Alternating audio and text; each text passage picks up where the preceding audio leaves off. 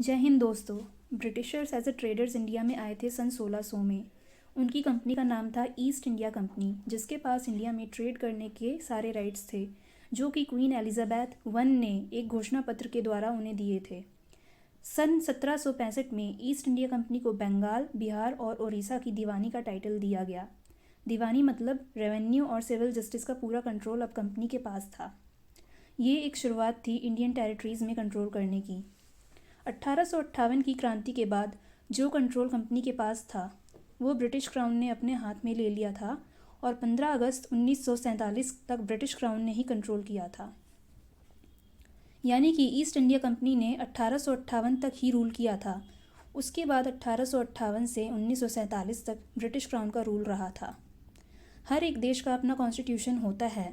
India को भी 1947 में इंडिपेंडेंस मिलने वाली थी, तो हमें भी अपना कॉन्स्टिट्यूशन चाहिए था, जिसके लिए 1946 में एक कॉन्स्टिट्यूएंट असेंबली बनाई गई।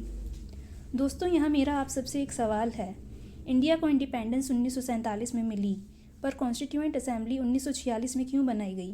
प्लीज़ अपने आंसर्स कमेंट बॉक्स में लिखिए। कॉन्स्टिट्यूशन बनने के बाद 26 जनवरी 1950 को इसे लागू कर दिया गया।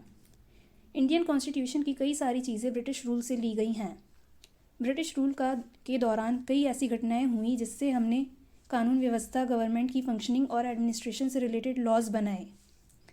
वही सारे लॉज को 2 पार्ट्स में डिवाइड किया गया। पहला कंपनी रूल, जो कि 1773 से 1858 तक रहा था। दूसरा है क्राउन रूल, जो कि 1858 से 1947 तक रहा था।